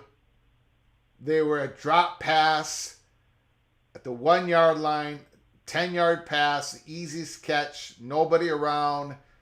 If they would have caught, if Johnson would have caught that ball, Minnesota would have been anyways, they would have been on the very edge of the playoffs. So if everything goes right for Minnesota, maybe in my lifetime we'll see them. But look, the Big Ten is going to be more nasty than ever, and the Gophers have so many disadvantages. Now, I got another question. If they go 5-7, and if they win the Axe, would I be happy? Go Black 45. How would you rate PJ then? PJ Fleck is a great coach. I don't think people understand throughout the country. I mean, this has been the best stretch of Gopher football for decades. Besides last year, PJ Fleck enjoyed the best stretch of Gopher football since 1962 to 1964. I think they're going to be better this year. I think there's no question they're going to be better this year. They're actually going to have guys who've played football in the back seven. Darius Taylor is the real deal. He's going to be one of the best running backs in the country. He was last year. Darius Taylor and Max Brosmere. A lot of hype on the quarterback. The best FCS quarterback in the country last year, just like Cam Ward was a few years ago. Max Brosmere came here to complete his doctorate. He's going to be a doctor. He wanted to go to the University of Minnesota. We happily took him. But he is a mystery, right? He's a mystery, but there's a lot of hype coming out of camp. He's already been captain. I don't think the Gophers go 5-7. I think the Gophers go 8-4. I had it in the prediction. Last year when Vegas had the win total at 7.5, I had the Gophers winning 5. This year, the Vegas has the win total going 5, and I've got them winning 8. So we shall see. But I'm feeling good about the Gophers. I think you guys are going to see something quite extraordinary on that Thursday night, August 29th, as we do our first watch party. No, our second watch party. We're going to be doing the Florida State, Georgia Tech, 9 o'clock in the morning in Dublin, Ireland. Seminoles versus the Rambling Wreck of Georgia Tech. Go ahead, caller. The floor is yours. Well, I just want to point out, Greg, 365 days after Florida State plays Georgia Tech, K-State just so happens to play Iowa State in Ireland the following year. That is true. So, that is true. So you better keep your head on a swivel in regards to that. So much football going on at this point. It's absolutely crazy. Farmageddon. Greg? Yep. So 2 things I want to get out of the way. First of all, no need to be peer pressured by several of these crazy Big 12 fans who are saying that K-State's not built to win a Big 12 title. All right. I mean, looking at several of the concerns right here, I mean, everybody keeps dropping out several of the concerns. It's like, oh, K-State has a talented quarterback, but they lack the experience. I mean, you could throw out so many things out there for several other schools as well. With Jalen Daniels and Cam Rising, they're talented quarterbacks, but they always keep getting injured. I mean, we're seeing Oklahoma State. They have possibly one of the most loaded rosters, but in certain moments of certain games, they just haven't been able to execute. I mean, and at certain points, they're just not up for several games as well. So maybe that's one thing I'd have to keep an eye on for Oklahoma State, but. I mean, honestly, the Big 12 is wide open. So, but nonetheless, Greg, you don't need to be peer pressured by several of these other people that are saying that K-State's not built to win the Big 12 because they are built to win the Big 12. I don't know what everybody else is talking about. I will say this. I would not have had Kansas State win the Big 12 if Dylan Edwards going to the Kansas State in the portal, to me, pushed me over the edge. Because Avery Johnson, who doesn't have experience, has all the tools, all the skills, but Dylan Edwards is going to be something special coming out of the backfield. He's going to be the safety valve. He's going to make big plays, receiving the ball, coming out of the backfield. DJ Giddens, Dylan Edwards, it's going to be a dynamic combo. That is what pushed me over the edge. Go ahead, sir. Yeah, absolutely. I agree. You bring in a guy like Dylan Edwards, and I mean, even to a lesser degree, Avery Johnson as well. That lightens the load a little bit more for DJ Giddens. We have to rely a lot on DJ Giddens to run the ball last year, but now we got two dynamic players that are able to run at incredible speed. I believe Avery Johnson's the fourth fastest player on the team.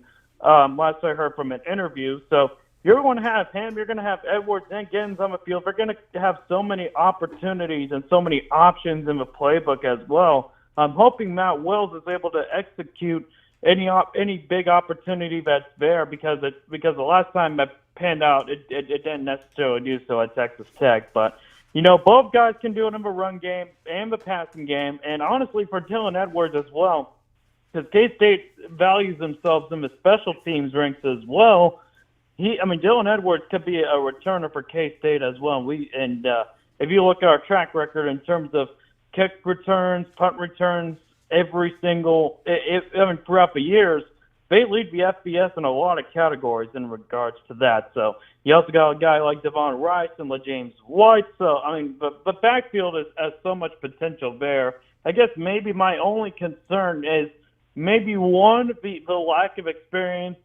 Well, Avery Johnson has proven so far that he is capable of. He's got the experience already after playing several games during the regular season. He had 5 rushing touchdowns against Texas Tech. He had a stellar performance against North Carolina State. I think overall he just needs to improve more, kind of standing tall in the pocket and ripping it down the field a little bit more often. That's what I want to see, and hopefully the offensive line's able to develop as well. So, yeah, there we go. That's a quick, brief preview on K-State. But you got it. Another thing I want to point out real quick, and I want to give you kudos to this, is that there's been a lot of media people out there that always jump the gun on so many realignment stories. And I think you alluded to this on Twitter earlier, just mentioning, like pointing out quotes from several of these shows, like saying, hey, it's been like third-party talks. Maybe there's interest in the Big 12 side, but there's not like any invites out there. So, I don't know what's with these people like Swim or who else? The Monty Show. Some of these people just always jump the gun on several of these realignment stories. And to your credit, I appreciate you for kind of staying in your lanes and knowing when's the right time to say these things as well. Yeah, you got to know the process. If you don't know the process, then Yep, I do appreciate the kind words, sir. Absolutely. like I said, no need to feel peer pressure or anything. He can always stick with the Cats. I have full faith in Greg, the boiler, making Heating Gopher Godfather. He will say no to any kinds of cheese because he is simply going to he's going to be on a burner this year. Greg Flugar is going to be on an absolute burner this year. He's going to take everything. He has no mercy. All right, this guy's an absolute workhorse, an absolute dog. He's accurate on the line rumors. I'm sure he's going to be accurate when it comes to on-field result predictions. Got it. All righty, that's all I got. Thank you, sir. Thank you.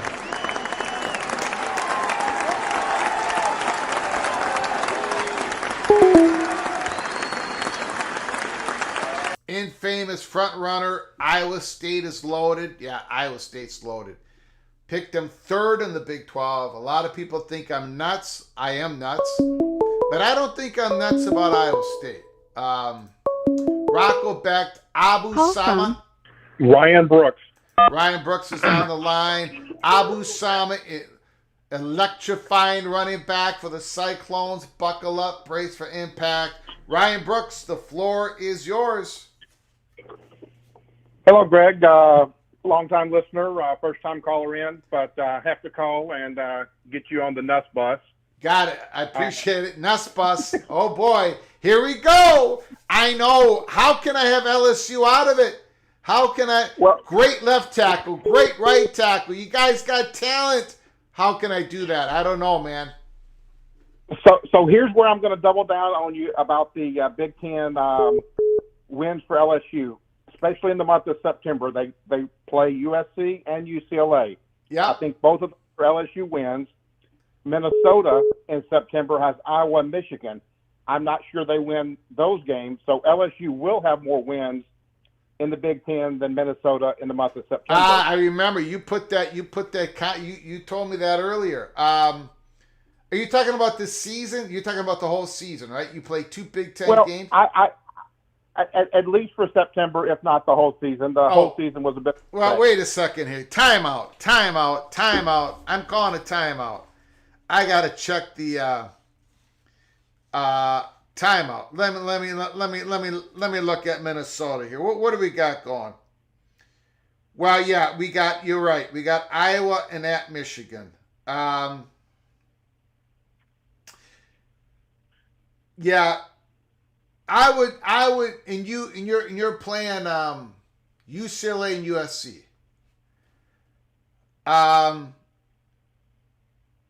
I would say yes. I would say you're the favorite to have more Big Ten wins, definitely, in the month of September. Now the Gophers play USC and UCLA in the next 2 games after that. So we'll compare. Brooks, Mr. Brooks. We'll compare how you guys do against the Bruins and the Trojans and how the Gophers do, and we'll see who comes out on top. How about them apples? Well, we'll see. Now, as far as LSU for the entire season, with the no divisions, they have the benefit of playing South Carolina, Arkansas, Vanderbilt, a down University of Florida. Yeah. So they have a pretty easy path. Their 2 toughest SEC games are home against Ole Miss and home against Alabama. If they get through the USC, which I think they will, they could have a path to a 10-2, 11-1 season, but so would Missouri, and so would Ole Miss, and so would Alabama. The SEC has scheduled it this year to where they will be front-loaded with a bunch of 1-loss, 2-loss teams, which means it would be very hard for ACC to put 2 teams in, or even the Big 12 to put 2 teams in with a 1-loss SEC or 2-loss SEC team out there. What say you? Well, first of all, the worry that I have with LSU, and so if you can kind of talk me off the ledge, is there was a lot of changes on the coaching staff on the defensive side of the ball, correct? Absolutely correct, and it was deservedly so. Yeah. The talent is there. The coaches were poor. Yeah, and I don't – that is my That is my issue. Along with Brian Kelly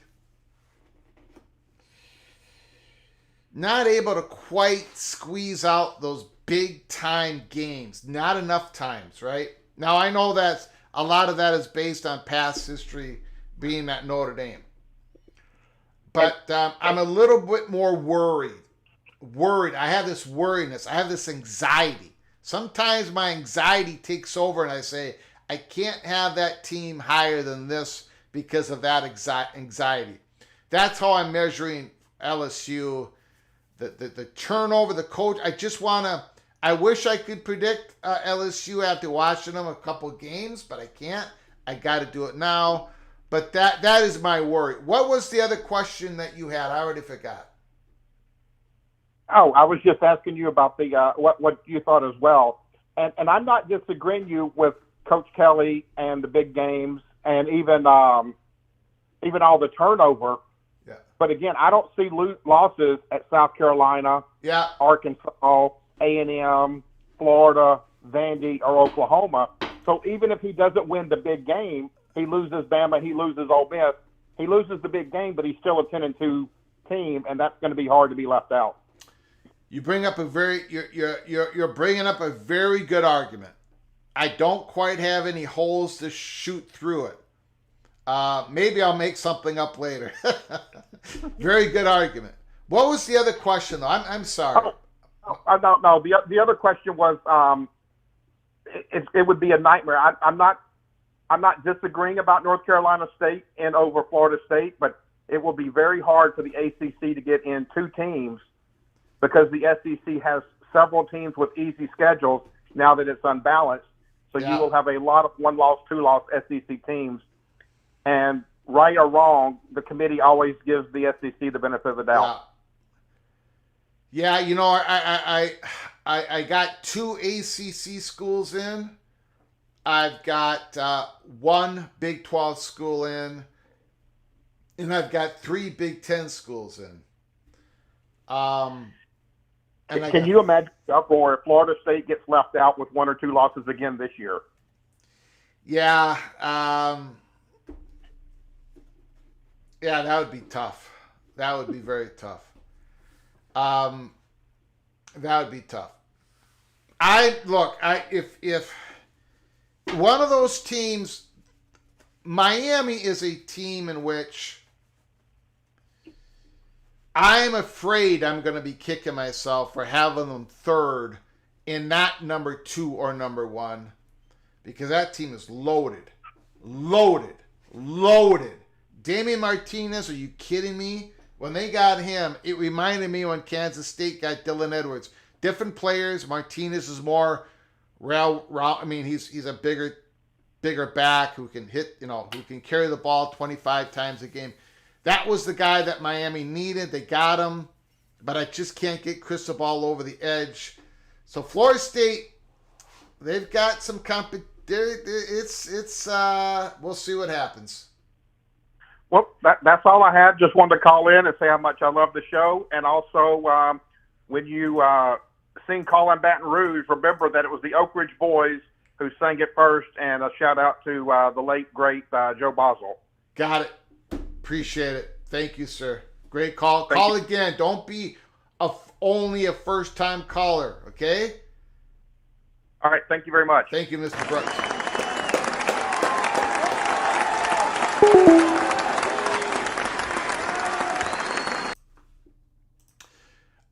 Mr. Brooks,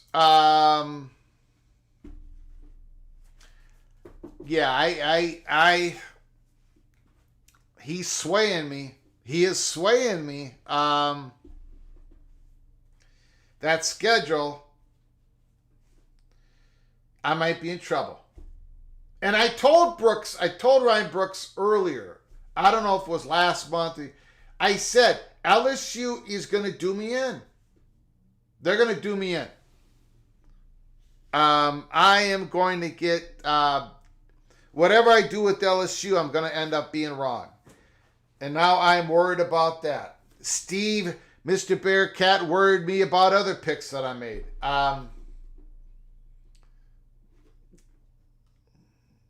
Rock and Ran is upset with me because he won't let me jump back on the bandwagon. I tell you what, I am in trouble with everybody. With everybody. It's amazing. It's absolutely amazing how much I get in trouble. The problem is the PATC community, college football community, is so intelligent that I get in trouble. Anyways, we're going to close this live show down. We've been on the air for over 2 hours. I do appreciate the incredible generosity. Ryan Willie, the Evil Badger. Wisconsin's not getting any respect. Locked On Big Ten is predicting a 5-win season. Yikes. I got Wisconsin finishing 8-4, along with my Gophers, and I got the Badgers winning the tiebreaker. A 5-team tiebreaker in the middle of the Big Ten. 5 wins, yeah, that's not happening.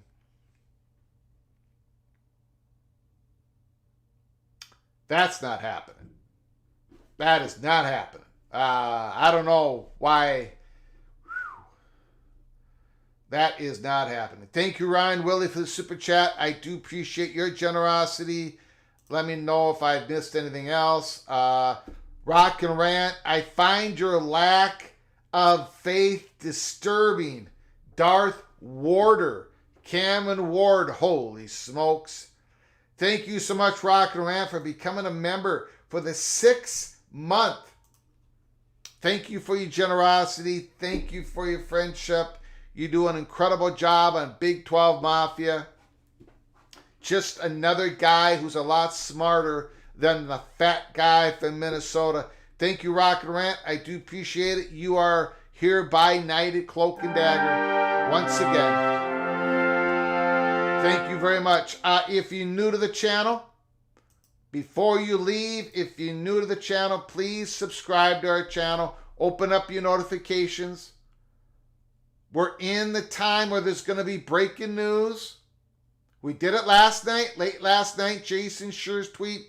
We are at the time where you got to keep your head on a swivel. So subscribe, but also open up those notifications. Turn them on, because we can come on live at any time. So buckle up, brace for impact. It's going to get even more crazier. Thank you for the wonderful donations, the comments, the great phone calls. We got a little passionate today. We talked a lot of college football today, breaking down teams like only PATC can do it. We're talking about this Cincinnati quarterback, the new offensive line of Oklahoma, the addition of Dylan Edwards at Kansas State. There is a disagreement between the Memphis Tigers, Texas State Bobcats, and the Boise State Broncos. We've got elbows throwing around. We don't agree on anything. And that is why we have this college football YouTube channel, because we can't agree on anything. And we have a lot of fun not agreeing. So stick with us here, Peek Around the Corner. We're covering college football, playoffs, our predictions, and everything else under the sun when it comes to college football. Until next time. From all of us at PATC to all of you, please you all take great care of each other. Thank you so very much.